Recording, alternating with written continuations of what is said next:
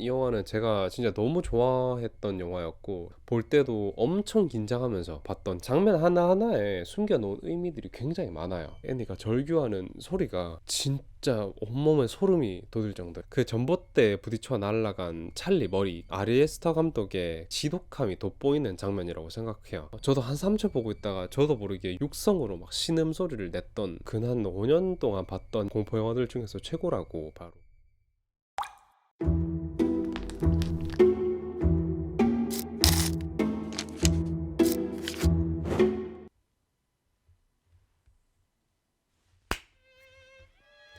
네, 안녕하십니까 여러분. 딥그린입니다.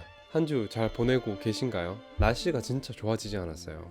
원래 한 번씩 비 오고 그랬긴 했는데 원래 또 비 오고 나면은 날씨가 확 개잖아요. 하늘도 확 개고 오늘이 그랬어요. 촬영 날짜 기준 오늘이 수요일인데 오늘 오후에 날씨가 너무 좋아서 지금 행복했습니다. 일광욕은 못 참죠. 매일 이런 날씨였으면 좋겠어요. 아, 그리고 매 영상마다 이렇게 스몰 토크를 나누는데 뭐랄까요, 제가 매주 여러분들한테 편지를 쓴다는 느낌으로 이런 여러분들께 하고 싶은 말들을 보내는 것 같아요. 그러면 항상 여러분들이 또 댓글로 답장해 주시잖아요. 참 마음이 정말 행복한 하루하루예요. 그래서 망간일 것 같은데 제가 언제 한번 꼭 라이브도 한번 켜보겠습니다. 재밌겠죠? 그때 우리 모여가지고 이야기도 많이 하고 그럽시다. 채팅창을 막 일기장으로 쓰셔도 좋고 또 다른 사람들 어떤 얘기하나 뭐 그런 거 지켜보고만 계셔도 좋을 것 같습니다. 너무 재밌을 것 같습니다. 목표 라이브 시청자 수는 50분만 들어오셔도 진짜 너무 행복할 것 같아요. 그리고 댓글창에서 제 멘탈 관리를 어떻게 하는지,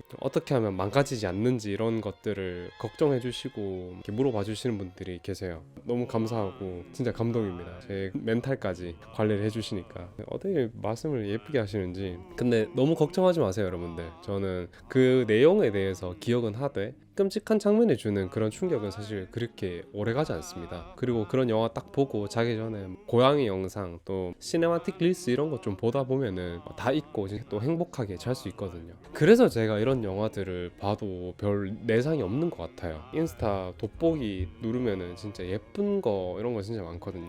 민감한 릴스 안 보이게 그거 설정해놔가지고 예쁘고 아름다운 그런 것들로만 채워놨습니다. 세상이 팍팍한데 좋은 것만 보고 살고 싶습니다. 영화 얘기 먼저 해보자면 오늘 영화 제목 보고 들어오셔서 아시다시피 오늘 리뷰는 유전으로 찾아왔습니다. 제가 고어 영화 등급표 말미 이야기했듯이 이 영화를 차트 상단에 추가를 했었잖아요. 근데 어떤 불쾌한 영화라기보다 진짜 이건 개쩌는 영화다라고 생각을 해서 추가를 했었고 진짜 무섭고 진짜 잘 만든 영화라고 생각을 합니다. 유전이 처음에는 DNA 그게 아니라 석유 나오는 그건가? 그 유전이잖아요. 그래서 이 영화가 이거 럭키 7광고 아니야? 뭐 그런 생각을 했었는데 아니더라고요. 오히려 다행입니다. 그래서 꼭 다뤄보고 싶었고 뭐 옛날 일본 영화라든지 뭐 주온이라든지 그루지 이런 거 있잖아요. 그런 영화와 다르게 매우 컬트적인 요소들을 주제로 활용을 해가지고 저의 이목을 확 끌었었습니다.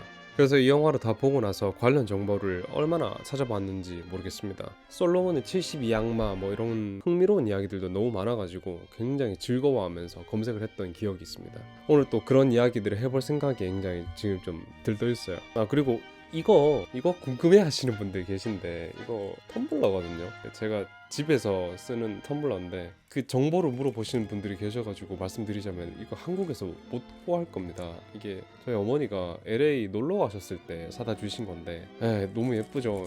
진짜 굉장히 키치하고 제가 진짜 좋아하는 텀블러인데 최애 텀블러입니다. 한국에서는 못 구하실 거예요. 네, 죄송합니다. 밤이라 가지고 제가 아메리카노를 진짜 좋아하는데 디카페인 콜드브루를 좀 마시면서 여러분들이랑 얘기하려고 합니다. 아, 그리고 오늘 영상 본격적으로 들어가기 앞서서 한 가지 말씀드릴 게 있는데 여러분 아시다시피 제가 모든 댓글들을 다 확인하고 시간 날 때마다 또 답글 달아드리고 하트도 달아드리고 또 여러분들 댓글 감상하면서 어떤 생각을 하시는지 여러분들이 주시는 지식을 더 쌓아가는 훈훈한 마음들을 가슴에 품고 이렇게 하게 되는데 제가 고어 영화라든지 눈 뜨고 보기 힘든 영화들을 많이 봤었고 또 영상물들의 가치를 굉장히 존중하는 편입니다. 그리고 그 속에 있는 이야기들을 가감없이 표현하고 또 드러내기 위해서 극단의 장치를 썼기 때문에 어떤 고어적인 영화가 나온다고 생각을 하거든요. 근데 그 정도로 과하게 넘어선 부류들이 있어요. 그리고 그 영화들은 제가 고어 영화 등급표에서 주로 다뤘던 영화들입니다. 그래서 제가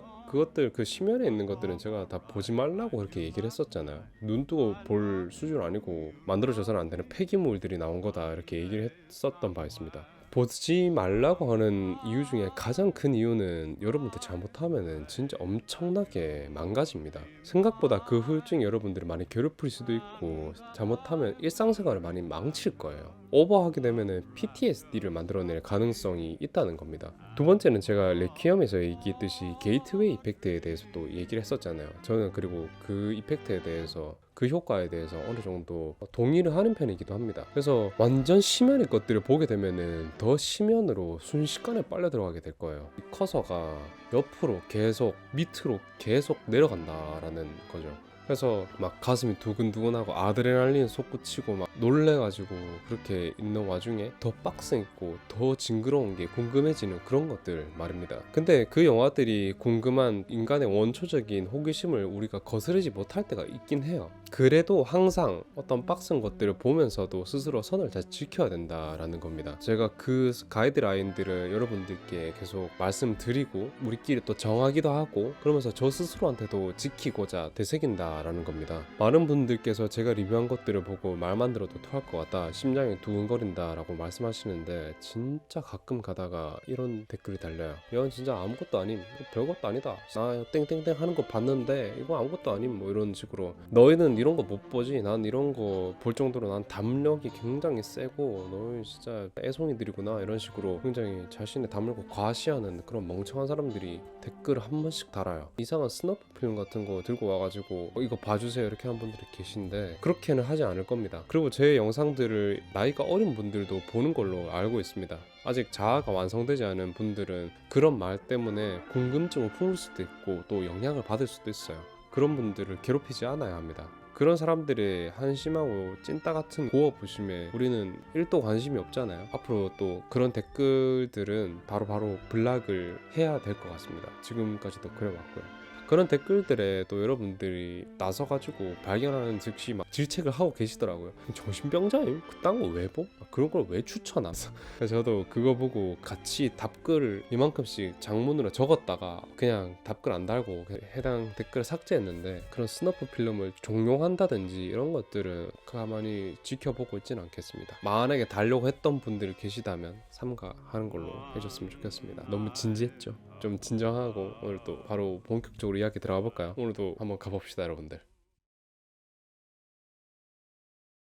바로 줄거리부터 한번 살펴보겠습니다. 이 영화에서 주인공은 딱 이 사람이다 라고 규정할 수 없다고 생각을 해요. 여러 등장인물들이 모두 다발성의 사건들에 각자 연관되어 있기 때문입니다. 주요 등장인물들에 대해서 먼저 이야기하고 시작해 보겠습니다. 한 가족이 있습니다. 어머니는 애니 그레이엄, 아버지 스티브 그레이엄, 맏아들 피터 그레이엄, 막내딸 찰리 그레이엄, 이렇게 4인 가족입니다. 그리고 돌아가신 할머니 엘렌, 이렇게 주요 인물들로 구성되어 있어요. 어머니인 애니 그레이엄은 미니어처를 제작하는 미니어처 아티스트입니다. 엄청난 실력자인데 첫 장면은 애니의 작업장을 보여주면서 그렇게 시작합니다. 근데 다들 가족이 분주합니다. 이날은 애니의 어머니이자 스티브의 장모 그리고 아이들의 할머니인 엘렌의 장례식 날입니다. 애니가 자기 어머니인 엘렌의 추도사를 연설합니다. 어머니는 관 속에 누워 있고요. 관 속에 누운 어머니의 목엔 어떤 목걸이가 걸려 있습니다. 카메라는 의미심장하게 그 목걸이를 클로즈업해서 비춰주게 됩니다.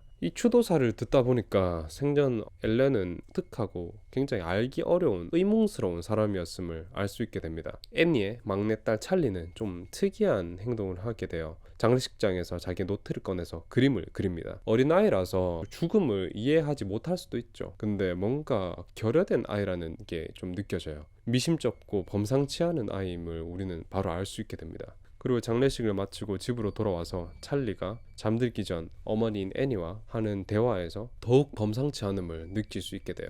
자기 딸을 보는 엄마의 눈빛은 정말 꿀이 뚝뚝 떨어집니다. 근데 둘이 나누는 대화가 조금 무서워요. 넌 운 적이 없어. 넌 태어났을 때도 울지 않았어. 오늘은 울고 싶었니? 그랬다면 오히려 다행일지도 모르겠다. 초반의 화면은 찰리를 비춰주면서 이 아이의 사이코적인 성향들을 굉장히 적극적으로 조명해요. 창문에 머리를 부딪혀 죽은 비둘기의 목을 잘라가고 헛것을 보고 맨발로 집에서 뛰쳐나가고 혀를 차는 이런 특이한 행동을 계속 반복해요. 굉장히 어둡고 위험한 분위기를 뿜어내는 아이고, 이 아이의 주변에는 누군가들이 항상 지켜보고 있습니다. 뭔가 이 아이를 둘러싸고 있는 것 같아요. 근데 이게 제3자의 눈에는 뭔가 잘 보이지 않는 그런 특이한 종류의 것들인 것 같습니다. 근데 이게 무슨 일인지 장례를 치른 지 얼마 안 된 시점에서 애니의 어머니, 그러니까 엘렌의 무덤이 훼손됐다는 소식을 듣게 돼요. 불길한 징조인지 엘렌의 죽음 이후 석연찮은 일들이 벌어지기 시작합니다. 애니는 심리 상담 동호회를 나가요. 그리고 거기에서 어머니에 대한 이야기를 합니다. 애니는 어머니를 사랑했습니다. 근데 아버지는 거식증에 걸려서 굶어 죽었고, 오빠는 16살에 목을 매 자살했다는 과거사를 그 모임에서 밝히게 됩니다. 섬뜩한 이야기죠. 피터는 그저 평범한 남자입니다. 여자 좋아하고 애들이랑 이런 거 피는 거 좋아하고 그런 아이입니다. 피터는 어느 날 저녁 홈파티에 가기로 합니다. 어머니인 애니는 피터에게 어디에도 잘 어울리지 못하는 찰리를 파티에 데리고 가라고 합니다. 찰리는 가기 싫어서 처음에는 뻗팅기는데 결국 성화에 못 이겨서 같이 피터를 따라서 가게 돼요. 그렇게 참석한 파티에서 피터는 관심 있던 여자애와 어울리기 위해서 이거를 한 대 하러 가고, 혼자 남겨진 찰리는 파티에서 나눠주는 초콜릿 케이크를 한 조각 먹게 됩니다. 근데 그 케이크에 견과류가 잔뜩 들어가 있었고, 견과류 알레르기가 있던 찰리는 그 사실을 전혀 몰랐습니다. 호흡곤란이 시작됐고, 피터는 찰리를 태워서 차를 몰고 병원으로 밤에 향하게 돼요. 찰리는 호흡곤란의 고통에 정신을 잃고 차 창문으로 고개를 미친 듯이 내밀고 발버둥 칩니다. 근데 이때 갑자기 나타난 전봇대에 머리를 세게 부딪히게 되면서 즉살하게 되는데 목이 떨어져 나가게 됩니다. 제가 이 장면을 보고 차 창문 밖으로 손가락도 안 내밉니다. 생각지도 못한 장면이었고, 피터는 충격 때문에 아무것도 하지 못하고 그대로 얼이 빠지게 돼요. 그리고는 괜찮아, 아무 일도 없던 거야 라고 계속 중얼거리면서 차를 몰고 집으로 돌아오게 됩니다. 신고를 하거나 어떤 조치를 전혀 취하지 못하고 침대에 누워서 뜬 눈으로 밤을 지새우게 돼요. 다음날 아침에 일어난 애니는 그 광경을 목도하고 절규합니다. 근데 이때 그 애니가 절규하는 소리가 진짜 온몸에 소름이 돋을 정도예요. 이제 이 가족은 분열되고 망가지기 시작합니다. 피터에게 이상현상들이 일어나기 시작했고, 애니는 슬픔에 파괴되어져 가요. 예전에 앓던 목류병이 다시 도지기 시작했습니다. 힘든 시간들을 이어나가던 와중에 애니에게 누군가 접근합니다. 조앤이라는 사람이에요. 자신의 어머니와 닮았다고 하면서 애니에게 접근하게 되는데, 조앤은 애니와 비슷한 사건들을 겪었다고 이야기하면서 이야기할 사람이 없으면 자신을 찾아오라고 그렇게 이야기합니다. 애니는 달갑지 않아 하다가 조앤을 결국 찾아가게 돼요. 많은 이야기들을 나누고 또 위로를 얻기도 합니다. 피터와 애니 사이에는 엄청난 균열이 생겼습니다. 서로를 원망하고 있고 질책하고 싶어 하지만 서로 함구하고 있는 그런 불편한 관계를 이어나가게 돼요. 이 가족의 아버지인 스티브는 어떻게든 이 나빠진 사이를 봉합하고 나아가 보고자 합니다만, 결국 이 갈등은 폭발하게 돼요. 애니와 피터는 둘이 큰 말싸움을 하게 되는데, 이때 모두 벼랑 끝에 서 있음을 발견할 수 있습니다. 누구도 이 사건에 대해서 책임을 지려고 하지 않는 것에 애니는 폭발했고, 피터는 찰리가 굳이 가고 싶어 하지 않았던 그 파티에 애니가 몰아넣었다고 생각을 하고 있습니다. 그리고 이때 둘이 부딪혔을 때 애니의 연기가 너무 소름 돋아가지고 이 장면을 시청하면서 몸이 굳어버릴 정도로 굉장히 긴장을 했었어요. 이후에 애니는 조앤을 또 우연찮게 만나게 되는데, 조앤의 이끌림에 의해 또 그녀의 집으로 향하게 돼요. 그리고 어떤 의식으로 조앤이 자신의 손자를 만났던 경험을 이야기해주면서 애니를 이끌게 됩니다. 홀린 듯 따라간 조앤의 집에서 의식을 애니가 보는 앞에서 시도합니다. 근데 보란듯이 애니 앞에서 그 의식에 성공하게 되고, 애니는 완전히 놀라 뒤집어지게 돼요. 그리고는 그 의식을 가족들과 함께 해보기로 합니다. 당연히 스티브와 피터는 애니 보고 미쳤다고 하죠. 근데 애니는 찰리가 너무 그리워서 이 세 명이서 그 의식을 감행하게 돼요. 그리고 찰리의 영혼이 이 부름에 대답을 하게 됩니다. 근데 이게 글쎄요, 이게 찰리인지 누구인지 잘 모르겠습니다. 그리고 이 영혼이 애니의 몸속으로 갑자기 들어갔는지 애니가 빙이 돼서 다들 갑자기 패닉에 다 빠지게 됩니다. 걷잡을 수 없이 상황이 극으로 치달을 때 스티브가 물을 끼얹으면서 의식을 강제로 종료하게 돼요. 이제 상황들이 어떻게 흘러가는지 도저히 모르겠습니다. 생전 찰리에게 관철되던 이상한 심령 현상은 피터에게 옮겨져 갔고, 점점 이성을 잃는 날들이 많아져요. 그리고 찰리가 생전 가지고 있던 입으로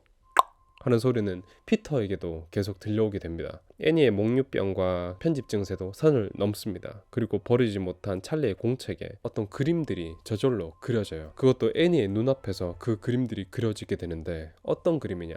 피터가 죽어가고 고통받아하는 그런 모습들이 담겨진 그림이었습니다. 그리고 이게 악몽인지 현실인지 구분도 안 가는 그런 혼란스러운 상황에서 애니는 자꾸만 피터를 공격하고 위험한 행동을 하게 됩니다. 피터의 악몽인지 아니면은 애니가 목류병을 겪고 있을 때 실제로 행해진 것인지 굉장히 그 경계가 모호하게 비춰주고 있어요. 모든 게 의심스럽고 혼란스러운 상황에서 그 공책을 소멸시키기 위해서 애니는 그 공책을 불붙은 벽난로에 집어 던져 넣습니다. 근데 그 불이 공책에 붙은과 동시에 애니의 몸에도 불이 똑같이 붙게 돼요.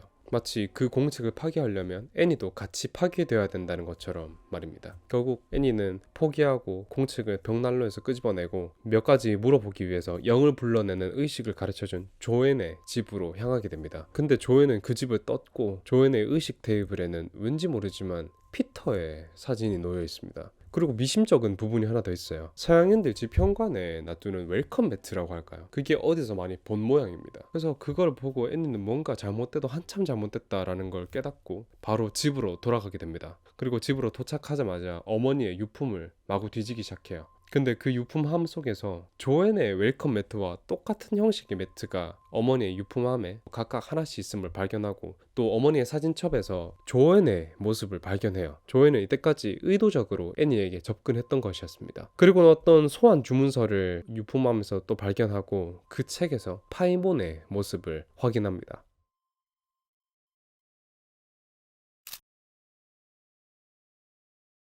파이몬의 문양은 우리가 영화 초반에서 봤습니다. 어머니의 시신이 차고 있던 그 목걸이, 그 문양이었습니다. 애니는 홀린 듯 자기 집 다락으로 올라가 보게 됩니다. 근데 그 다락문을 열자마자 엄청난 악취와 함께 온갖 날벌레들이 날아드는데 그 날벌레들을 비집고 애니는 다락방 위로 올라가 보게 돼요. 근데 거기서 너무나도 충격적인 광경을 마주하게 됩니다. 영화 초반에 이야기했던 엘렌의 무덤이 파묘됐다고 이야기했었잖아요. 근데 그 무덤에서 꺼내온 건지 어머니의 시신이 다락방에 놓여져 있습니다. 그것도 목이 잘린 채로 말이죠. 이 와중에 피터는 학교에서 발작을 일으키면서 책상에 머리를 박는 자해를 하게 됩니다. 조퇴를 하고 스티브가 피터를 데리고 집으로 오게 돼요. 이제 모든 이야기가 끝을 향해 달리는 중입니다. 애니는 모든 사실을 스티브에게 이야기하고 이 모든 것들을 끊어내지 않으면 피터가 위험해진다고 하면서 스티브에게 찰리의 공책을 건네줘요. 그리고 이 공책을 제발 부탁이니 벽난로에 던져달라고 이야기합니다. 하지만 스티브는 너무 지쳤습니다. 너무 지쳤어요. 이 가족을 봉합하고 지키기 위한 노력, 그리고 애니의 목류병 증세, 편집 증세, 이상한 주문의식, 그리고 아들인 피터의 이상현상 등등 여러 가지 상황들이 한꺼번에 겹치고 찰리의 죽음이 겹치면서 아버지로서도 너무 견뎌내기가 힘들었습니다.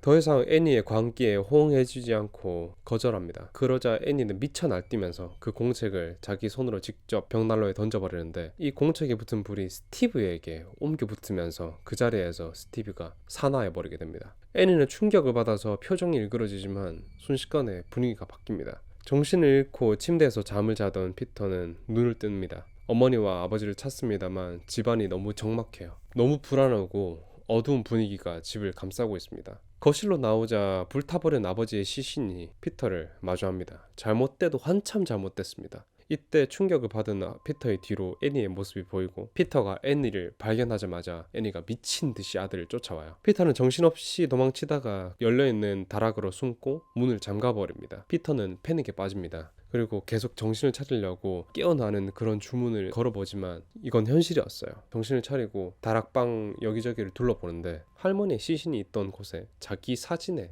구멍이 뚫린 채로 놓여져 있습니다. 그리고 어떤 기괴한 소리를 듣고 위를 올려다보니 어머니인 애니가 자기의 목을 스스로 끊고 있습니다. 이렇게 하면서요. 그리고는 다락 구석으로 시선을 옮기니까 나체의 노인 3명이 피터에게 손을 흔들고 있습니다. 놀란 피터는 창문 밖으로 몸을 던지고 바로 기절하게 됩니다. 기절해 있는 피터의 몸으로 찰리와 피터를 따라다니던 빛이 피터에게 들어가게 됩니다. 깨어난 피터는 애니의 목 잘린 시신이 찰리의 아지트인 나무 움집으로 두둥실 떠서 가는 걸 보게 되고 홀린 듯 그곳으로 발걸음을 떼게 돼요. 그리고 어떤 의식을 하는 듯이 나체의 사람들이 엎드려서 절을 하고 있습니다. 어머니와 할머니의 시신도 피터도 절을 하듯이 엎드려 있고 둘 다 목이 없는 상태입니다. 그 자리엔 조앤도 있습니다. 이 광경을 멍하니 바라보던 피터에게 조앤이 말을 걸어옵니다. 두려워하지 말렴 피터, 너는 파이몬이다. 지옥의 8왕 중 한 명. 우리가 당신을 소환했고 처음 들어갔던 여자의 몸을 버리고 젊고 건강한 남자의 신체를 드렸나이다. 우리에게 좋은 친구를 주시고 축복해 주시오. 파이몬 만세, 파이몬 만세. 그렇게 파이몬에 대한 찬양을 하면서 그렇게 영화는 끝이 나게 됩니다. 오늘 이 영화를 선정한 이유는 미리 예고를 했기도 했지만 구독자님들께서 정말 언급을 많이 해주셔가지고 바로 꺼내오기도 했습니다. 앞서 말했듯이 제가 근 5년 동안 봤던 공포 영화들 중에서 최고라고 바로 말씀을 드릴 수 있을 것 같아요. 제가 환장하는 컬트적인 요소들을 공포 요소로 굉장히 잘 활용했다라는 점에서 굉장히 좋았고, 영화를 다 시청하고 나서 추후에 더 찾아볼 내용들이 많아서 굉장히 흥미로웠습니다. 아리에스터 감독이 미드소마를 제작한 감독이잖아요. 그래서 저는 그 영화를 먼저 시청하고 와, 숨겨놓은 장치들도 너무 많고 해서 하나하나 너무 디테일하다 이런 생각을 했었습니다. 그래서 이 사람의 영화가 많이 궁금해졌던 거였어요. 그리고 이 영화를 보게 됐고, 미드소마도 처음에 보고 굉장히 흥미롭다라고 생각을 했었는데 저는 유전이 훨씬 더 좋았다고 생각이 듭니다. 공포 영화를 만드는 것은 굉장히 예민하고 힘든 일이라고 생각을 하는데 진짜 이건 엄청나다. 얘기해볼 게 오늘 산더미네요. 가장 먼저 컬트적 요소에 대해서 이야기를 해보고 싶어요. 파이몬은 솔로몬 왕이 봉인했다는 72악마 중에 하나입니다. 성경이나 성서에서 나오는 솔로몬 왕이 가지는 그런 무게는 굉장하잖아요. 그리고 파이몬은 지옥에서도 권력을 가지고 있는 그런 존재로 이야기됩니다. 8왕 중에 하나이고 최고의 권위를 가진 악마 중에 하나입니다. 72악마의 서열들을 이렇게 보는 것도 굉장히 재밌고, 각각이 가진 능력들이나 그런 것들을 비교하면서 보는 것도 꽤 재밌어요. 마치 재밌는 판타지 소설을 읽는 그런 느낌입니다. 오컬트에서 자주 다뤄지는 주제이고 여타 게임에서 또 이 요소들을 굉장히 많이 갖다 쓰기 때문에 게임 좋아하시는 분들 같은 경우에도 좀 자세하게 아실 수도 있을 것 같아요. 검은 사제라는 영화에서도 72악마 중에 하나가 또 등장하기 때문에 한번 또 검색해 보시면 그것도 꽤 재밌을 겁니다. 파이몬에 대해서 좀 더 이야기를 해보자면, 외형은 굉장히 아름다운 모습을 한 여자의 모습을 하고 있고 단복 낙타를 타고 있는 남성이라고 합니다. 북서쪽에 자신의 왕국을 꾸려놨고요. 단복 낙타가 혹이 하나 있는 그런 낙타를 말하잖아요. 그래서 굉장히 특이한 낙타를 타고 있구나 라는 생각도 좀 했었고, 그리고 지능과 지식 수준이 굉장히 높은 그런 지적인 캐릭터라고 합니다. 캐릭터라기보다 악마라고 하는 게 맞을 것 같네요.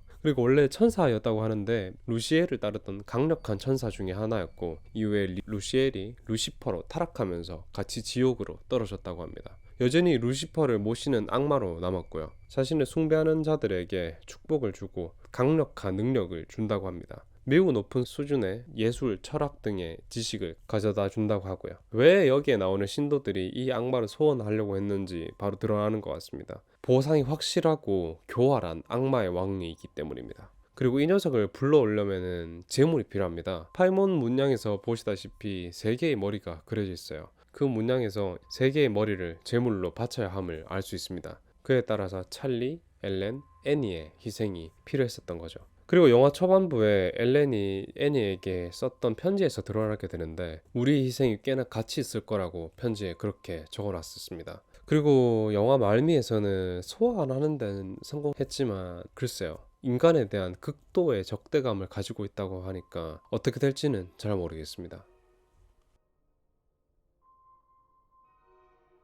이 영화에는 몇 가지 상징적이거나 또는 명장면이라고 할 수 있는 장면들이 몇 개가 있어요. 제가 빡센 영화들을 꽤 많이 봐왔지만 그 전봇대에 부딪혀 날아간 찰리 머리, 그 장면은 아리에스터 감독의 그 특유의 지독함이 돋보이는 장면이라고 생각해요. 온 머리에 개미가 올라타 있는 묘사, 그리고 그 죽은 눈동자가 우리를 향해 있는 모습, 이런 것들이 지나치게 불쾌하고 징그러워서 저도 한 3초 보고 있다가 저도 모르게 육성으로 막 신음소리를 냈던 기억이 있습니다. 잠깐 보여주는 게 아니라 체감상 한 진짜 20초 정도 그냥 그대로 보여줬던 것 같아요. 그것도 가장 명장면이라고 생각하는 장면이 식사 테이블에서 피터와 애니가 말싸움을 하는 장면이 있는데, 진짜 그 장면을 보고 온몸이 굳는 것 같았어요. 진짜 대단한 연기로 장면을 사로잡는다고 생각했기 때문에 아 진짜 광기다, 광기 그 자체다 이런 생각을 좀 했었습니다. 그리고 그 장면에서 애니가 내뱉는 대사를 몇 번이고 되새김질 해봤었습니다. 누구도 이 사건에 대해서 책임을 지지 않는다, 지금 자신만 이 지옥에서 뒹굴고 있다라고 하는데, 생각해보면 계속해서 관계성에 대해서 회피를 하고 있다라는 생각도 좀 많이 들었던 것 같습니다.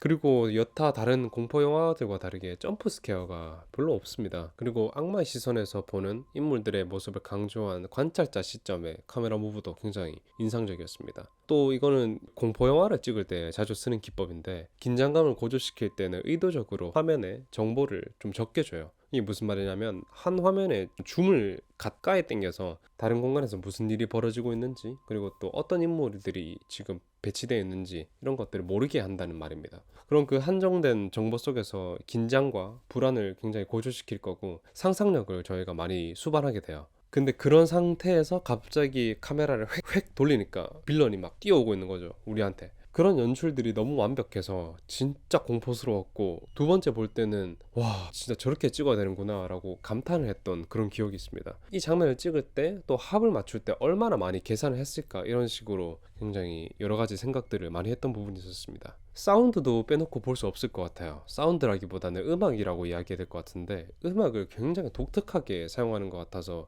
인상적이었습니다. 자칫 지금 나오는 장면이랑 굉장히 안 어울린다고 생각할 수 있을 것 같은 음악을 쓰는데, 역설적으로 그래서 더 잘 어울리는구나 싶은 생각이 있었어요. 이 특징은 미드소마에서도 동일하게 드러나는 부분입니다. 미드소마 역시 장면 각각을 약간씩 비틀어서 펼쳐놓는 경우가 많잖아요. 그래서 이게 더욱 흥미롭기도 하고 되게 보는 시청자의 입장에서는 기분이 이상하다 이렇게 느끼게 되는데, 유전에서도 특징적으로 그런 부분들이 많이 쓰이는 것 같습니다. 엔딩 크레딧에 대해서 또 이야기를 빼놓을 수가 없어요. 배우들과 제작진의 이름에서 알파벳 한두 개가 다음 이름으로 내려오고, 또 그 뒤에서 또 다른 알파벳이 또 내려가서 다른 이름의 빈 알파벳을 채우고, 이런 식으로 알파벳 가지고도 유전이라는 매개를 사용한 디테일들이 정말 좀 재밌었습니다.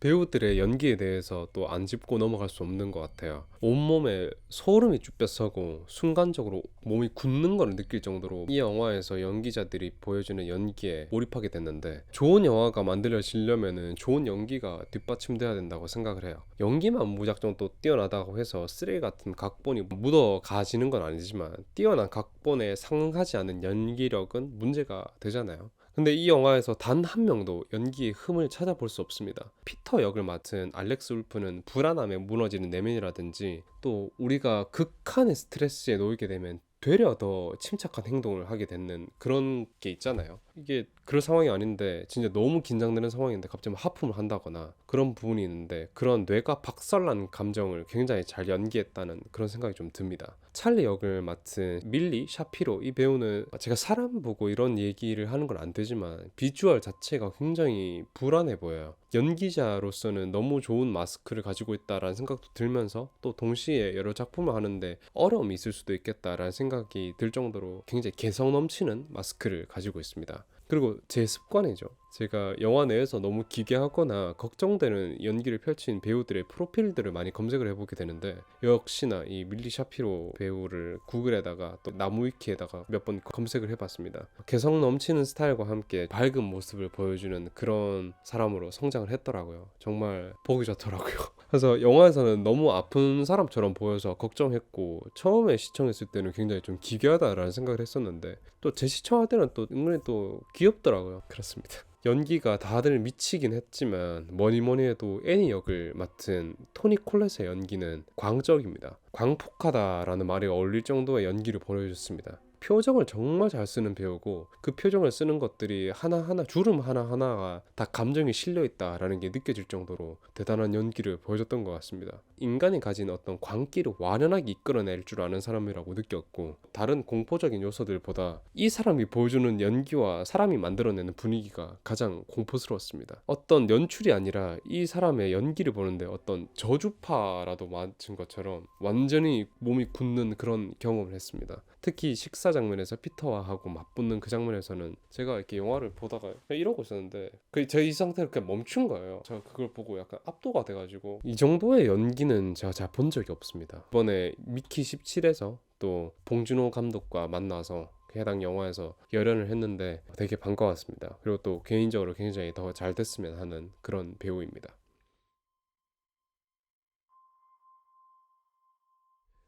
애니와 엘렌은 서로 대척점에 서 있는 사람입니다. 모녀인데도 말이죠. 이 영화에서 빌런은 애니가 아니에요. 엘렌입니다. 이 모든 저주의 시작이었고 자신의 사리사욕을 위해서, 그리고 자신의 영혼의 구제를 위해서, 그리고 자기와 함께하는 신도들을 위해서 가족을 제물로 내모는 그런 냉혈한입니다. 엘렌의 악행들은 영화 전반적으로 계속 암시돼요. 서로의 아픔을 치유해주는 동호회에 나가서도 애니는 어머니에 대해서 이야기를 하고, 어머니는 해리성 인격 장애를 가지고 있었다 이런 얘기를 하게 되는데, 쉽게 말하면 뭐 이중인격자다 또는 다중인격자다 이렇게 보시면 될 것 같아요. 그래서 일생 내내 이상 행동을 벌여왔다고 고백을 하게 됩니다. 애니가 조앤의 정체를 알아낼 때 봤던 어머니의 사진첩에서 어머니인 엘렌이 어떤 웨딩드레스를 입고 결혼식과 비슷한 의식을 하는 사진을 보게 됩니다. 이건 아마 엘렌이 파이몬과 영혼 결혼식을 했음을 알리는 부분으로 보여집니다. 그리고 애니의 아버지는 굶어 죽었고 애니의 오빠는 16살에 스스로 목을 매서 목숨을 끊었다라는 이야기를 했었습니다.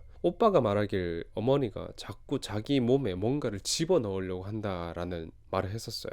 그리고 오빠는 어머니의 관계에 넘어가지 않고 스스로 제물이 되기를 거부했다는 것을 이 영화를 다 보고 나서 알 수 있었습니다. 그리고 그 대는 거기서 머물지 않고 애니의 대를 타고 내려온 겁니다. 그렇기 때문에 이 영화에서 유전이라는 의미가 더 강화된 거죠. 우리나라에서도 어떤 신을 모시는 자들이 있잖아요. 그 사람들을 우리는 무당이라고 하는데, 그 사람들을 점지함에 있어서 우리말로 신내림이라는 말을 쓰잖아요. 그리고 그 신내림을 거부하게 되면 다음 대인 딸이나 아들이 대를 잇게 되는데 앓게 되는 병이 있습니다. 그걸 보고 우리는 신병이라고 얘기합니다. 그리고 그 신내림을 받아들이기 시작하는 순간 그 신병은 거짓말처럼 사라지게 됩니다. 당연히 이게 진짜인지 아닌지 저희는 알 수 없습니다. 저도 사실 안 믿는 쪽에 더 무게를 실어 놓긴 합니다. 그리고 만약에 이게 진짜 존재한다고 한다면 이거야말로 거부할 수 없는 마력이라고 얘기하는 게 맞지 않을까요? 일종의 정신병이라고도 볼 수 있을 것 같고, 근데 또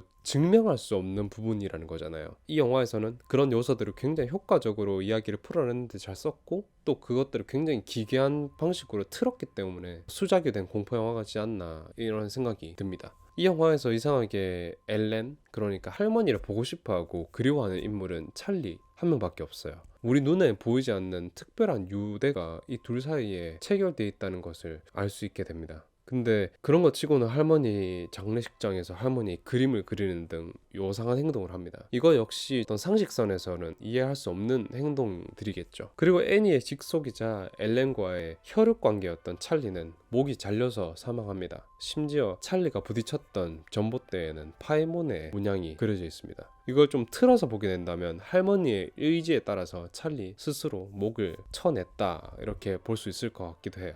애니는 미친 게 아니었습니다. 적어도 이 영화 내에서는 말입니다. 어떻게든 상황을 나아지게 만들어 보려고 하고 이 유전이 주는 저주의 대를 끊어 보려고 하지만 속된 말로 저희가 억가라고 하지 않습니까? 자신에게 접근해오는 조앤에게 속아 넘어가고 점점 어머니인 알렌이 짜놓은 판에 깊숙하게 들어가게 됩니다. 마치 개미지옥처럼 말입니다. 그리고 애니의 목류병 장면에서 애니가 피터의 방에 등장해서 난 너를 낳고 싶지 않았다 라고 피터에게 직접 고백합니다. 엘렌이 만들어 놓은 함정에 빠지고 싶어 하지 않는다는 걸, 또 그것을 거부하고 있다는 걸 본능적으로 알고 있었기 때문에 그런 행동을 했다 이렇게 봐야 될 것 같습니다. 찰리의 죽음 이후에 애니는 피터와 완전히 틀어져요. 표면적으로는요. 찰리의 죽음을 자꾸 미니어처로 만들어내고 객관적인 시선에서 보고 싶다 이런 이상한 궤변으로 일관합니다. 그리고 저는 이 장면이 아들에 대한 책망 그리고 딸에 대한 그리움으로 볼 장면은 아니라고 생각해요. 찰리가 그리웠다면 이 장면을 만들어내지 않았을 거고, 아들에 대한 책망을 보기엔 그 수위가 너무 강합니다. 순간순간 자기도 모르게 엘렌이 묶어놓은 속박에 잠식되어 가고 있음을 보여주는 장면이다라고 생각해요. 하지만 피터를 구하기 위해서, 이 가족을 악마로부터 구해내기 위해서 애니는 부단히 노력합니다. 근데 이 모습이 제3자의 시선으로 봤을 때는 가족을 해하는 것처럼 보이고 굉장히 광적으로 보이게 돼요. 의도적으로 접근한 조앤에게 놀아납기도 하고요. 애니의 주변인들은 애니를 미친 사람 취급하고 도와주지 않아요. 심지어 남편은 장모인 엘렌의 무덤도 애니가 파묘했다고 의심합니다. 사실은 파이몬의 미친 광신도들이 파이몬을 소환하기 위해서 그 제물로 엘렌의 머리가 필요했기 때문에 파묘한 거였습니다. 그도 그럴 게 몽유병이라든지 편집 증세 등등 애니를 의심할 만한 여지들은 굉장히 많았습니다. 그래서 이것들을 의도적으로 혼동을 주기 위한 장치로 넣었다고 보고 있습니다. 그리고 스티브는 이 영화에서 결정적으로 유일하게 애니 가문과 피가 섞이지 않은 존재입니다. 그러니까 이 저주의 유전을 타고나지 않은 사람 말입니다. 애니가 영화 중반부에 들어서 스티브에게 간청합니다. 제발 이 공책을 나 대신 저기 벽난로에 던져줘 라고 애원하고 매달립니다. 근데 스티브는 애니가 찰리의 죽음 이후 완전히 미쳤다고 생각하면서 그 요청을 받아들여 주지 않습니다. 그들과 피가 섞이지 않았기 때문에 이 유전에 있어서 자유로운 사람이었고 제3자였기 때문에 그 저주를 끊어낼 수도 있는 그런 사람이었습니다. 하지만 결과론적으로는 실패하고 이 유전의 고리를 끊어내고자 했다는 응징을 받아서 산채로 불타버리게 됩니다.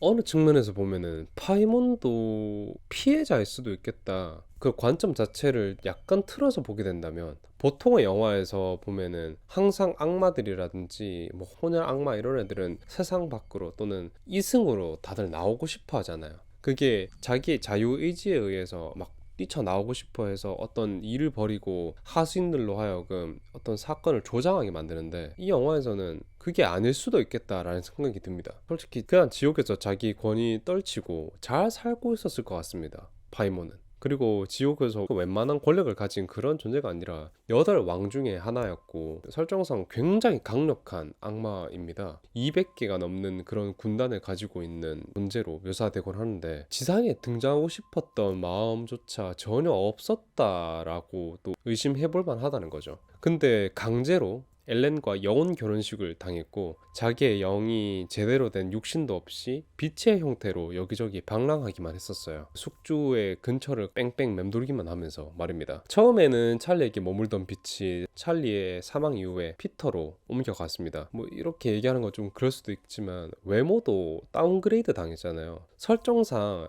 엄청난 미인의 여성의 외관을 가지고 있는 남자로 묘사되는 악마인데, 그리고 또 자기가 타고 다니던 단봉 낙타도 이 세상엔 없고요. 그리고 또 마지막에는 빛의 형태로 떠돌던 파이몬이 모든 소환 의식이 끝나자 강제로 피터의 몸으로 들어가졌던 것 같아요. 그래서 사람들이 막 숭배하고 있을 때 그 표정을 보면 되게 얼이 빠져 있습니다.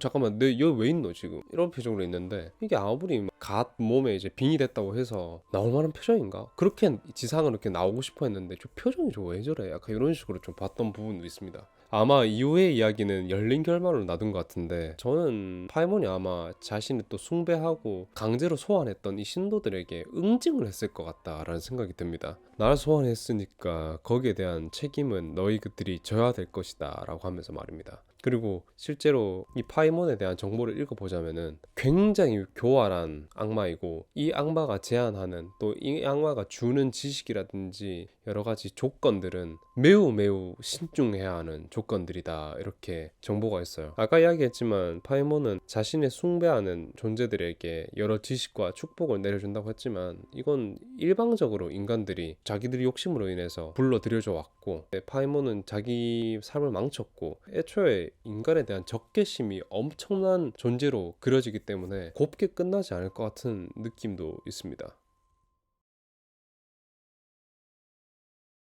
이 영화를 보고 나서 또 다른 작품들도 많이 머릿속에 맴돌았어요. 특히 콘스탄틴 또 떠올랐는데, 악마에 대한 판타지를 이야기하는데 이 영화가 빠질 수 없잖아요. 너무나도 스타일리시한 키아누 리브스의 액션들을 보는 것도 재밌고, 중간중간에 등장하는 악마 성경에 대한 이야기들이라든지 아몬이 이 세상에 나타난다 라고 하는 그런 이야기들, 여러가지 흥미로운 사실들이 굉장히 많습니다. 당연히 장르 자체가 완전히 다르기 때문에 비슷한 선상에서 놓고 보기는 어렵지만, 콘스탄틴이 떠올랐었고, 콘스탄틴에서 굉장히 재밌었던 부분은 대천사인 가브리엘을 어떤 절대적인 선으로 놓지 않고 어떤 선과 악의 개념을 정함에 있어서 굉장히 오류성을 지적하는 그런 부분도 굉장히 흥미로웠고, 당연히 콘스탄틴은 퇴마에 대한 이야기이기 때문에 결은 많이 다르긴 합니다. 그런데 이런 오컬트적인 요소를 영화에 잘 녹여냈다는 점은 굉장히 비슷하게 몰입도 있게 만들어졌다, 이런 생각이 좀 들고 있습니다.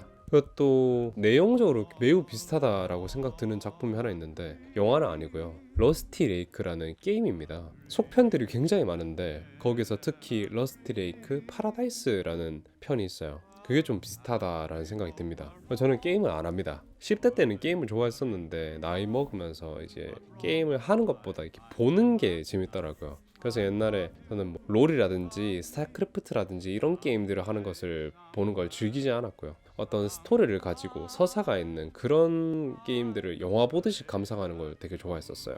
특히 스타크래프트도 친구들이랑 PC방 가면 그냥 유지맵 잠깐 하고 뭐 그랬었는데, 스타크래프트도 그 스토리가 너무 재밌어서 그거에 대해서 막 팠던 기억이 있습니다. 여튼 돌아가서 러스티 레이크, 이 게임은 방탈출 퀴즈 게임이다 이렇게 생각을 해야 될 것 같은데, 굉장히 기괴해요. 약간 좀 공포스러운데 막 불쾌한 그런 것은 아닙니다만 스토리와 소재 이런 것들이 굉장히 매력적인 게임입니다. 네덜란드가 배경이고 반더봄이라는 가문에 얽힌 저주, 그리고 윤회, 우리 연금술 이런 것들이 주제입니다. 가족 구성원들이 자신들의 혈육을 제물 삼고 또 윤회를 이어나가고, 가족임에도 굉장히 서로에게 냉혈한적인 태도를 보이는 그런 것들이 난무하기 때문에 이 영화와 이 게임이 닮은 구석이 있구나 하는 생각이 들어서 확 기억이 떠올랐던 것 같아요. 지금은 팔로우 하기를 멈췄는데 회수를 또 엄청 잘 해나가고 있다고 하더라고요. 근데 이 게임은 딱 요런 스토리야 라고 얘기하기에 좀 어려운 부분이 있어요. 스팀에도 이 게임이 올라와 있고 짧은 외전들은 모바일 버전으로도 있으니까 혹시 뭐 방탈출 게임 이런 거에 좀 관심 있으신 분들은 한 번쯤 해보셔도 재밌으실 겁니다. 은근 재밌습니다 진짜. 시간 날 때 저도 스토리 정주행 다시 한번 해봐야겠네요. 오늘 영화 리뷰하면서 여러 가지 이야기가 마구잡이로 막 떠오르고, 그래서 어떤 틀에서 벗어나서 좀 여러 가지 이야기들을 많이 해봤던 것 같아요. 어떻게 좀 재밌게 보셨는지 모르겠습니다. 아레스터 감독은 개인적으로 디테일에 대한 굉장히 광적인 변태다라는 생각이 들 정도로 디테일적인 부분이라든지 완성도적인 측면에서 수준이 굉장히 높은 감독이라고 생각하고 있습니다. 그래서 장면 하나하나에 숨겨놓은 의미들이 굉장히 많아요. 우리나라로 따지면 또 봉준호 감독이 또 대표적으로 있지 않습니까? 그래서 이 감독의 영화를 보는 건 그런 장면들이 주는 의미를 파고드는데 또 많은 재미가 있습니다. 이 유전도 그렇고 미드소마도 그렇고요. 미드소마는 처음에 볼 때랑 두 번째 볼 때랑 세 번째 볼 때랑 네 번째 볼 때랑 다 시선이 좀 다른 것 같아요. 그래서 이런 디테일이 살아있는 영화들은 그 회차를 거듭할수록 그 가치가 더 빛나는 것 같습니다. 오늘 유전, 이 영화는 제가 진짜 너무 좋아했던 영화였고 지금도 너무 좋아하는 영화이기도 하고요. 볼 때도 엄청 긴장하면서 봤던 기억이 있습니다. 오늘 영상도 만족스러우셨으면 합니다 여러분들. 이제 또 주말이잖아요. 제 영상 보고 푹 쉬시고, 또 주말에 또 놀러 가실 분들은 재밌게 놀러 다니시고, 또 일하시는 분들은 화이팅 하시고요. 진짜 응원하겠습니다. 이번 한 주도 너무 고생 많으셨습니다 여러분들. 오늘 여기까지 하고 다음에 또 재밌는 컨텐츠 또 들고 올 거고 재밌게 많은 이야기 나눠봤으면 좋겠습니다. 고맙습니다 여러분들. 댓글 또 많이 남겨주시고 좋은 밤 되십시오. 고맙습니다.